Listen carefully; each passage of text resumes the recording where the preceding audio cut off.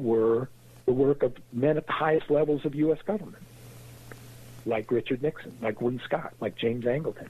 They all knew that there was something extremely sensitive about the Kennedy assassination, that they had to make sure certain information didn't get onto the public record. The who shot John angle, these were things that they could never talk about publicly and that had to be controlled.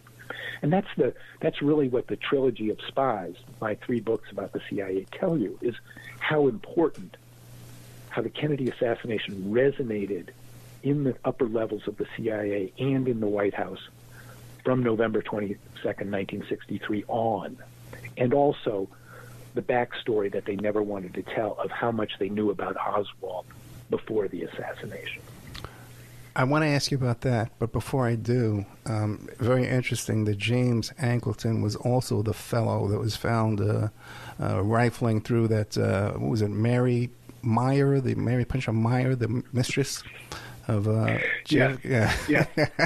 After Mary Meyer, who was a girlfriend of JFK's, was killed in Washington in October 1964, Angleton, who was a friend of hers, and Angleton was actually also had been a social friend, not a close friend, but a social friend of Kennedy himself, went to Mary Meyer's house in an effort to recover. It wasn't really a diary, according to her friends. It was kind of a sketchbook where she did sketches and wrote her personal observations. But there is no doubt that Angleton wanted to get it, and there's no doubt that he got it. One thing, though, that is not well understood, and I tell this story in The Ghost, was Mary Meyer's friends actually wanted Angleton to have it. They trusted him, and they thought, knowing that their friend had been having an affair with JFK, and they didn't want that to come out now that she was dead, they wanted Angleton to have the diary because they didn't want that to come out either. But that just speaks to how close Angleton was to these people and the way he was regarded within the U.S. government. Angleton was very highly respected, admired, and also feared. And I believe also Ben Bradley was related to Pinchot Meyer. Ben Bradley was married to Mary Meyer's sister. Okay.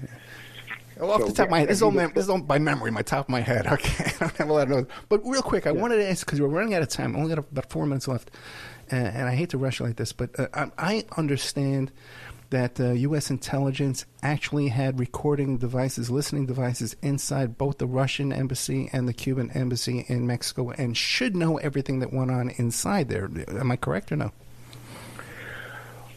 They definitely had wiretapping devices inside those inside the Cuban embassy. It's not clear that they ever penetrated the Soviet embassy in Mexico City, and they had all the telephone lines tapped. So yes, it's and also they had photographic surveillance.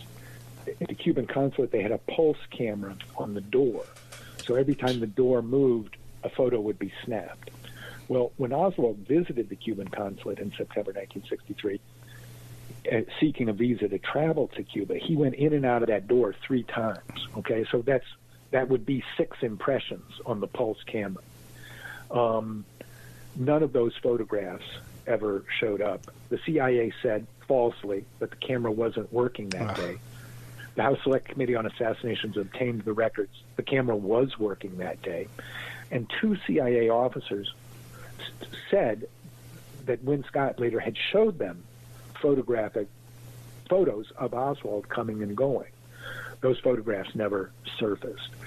So, yes, the CIA playing dumb around Oswald's visit to Mexico City, is at a minute, it's deceptive. They did not come clean about what they had, and there's every reason to believe that photographs and tapes made of Oswald and were never shared with investigators. Once again, we've been talking to Jefferson Morley. You can find him at jeffersonmorley.com. Morley is spelled Morley. JFKFacts.substack.com. You can hear what he's telling us off the top of his head, so you can just imagine what's in his body of books here. Several books, okay? Mr. Morley, what would you like to leave us with? We got about 2 minutes. I think that, if people are especially interested in the JFK story, I think they should go to jfkfacts.substack.com. There's still a lot of information coming out about the Kennedy assassination. I cover this from a non-conspiratorial breaking news perspective. What do we know now that we didn't know then? What's good new information? What's bad new information? Mm-hmm. If you want conspiracy theories, don't bother, because I don't traffic in conspiracy theories. I don't care about them. But if you want the factual record, the new factual record of the Kennedy assassination, then come on down to jfkfacts.substack.com, and I guarantee you will learn something. I guarantee I can keep you on the air for another 2 hours if you let me.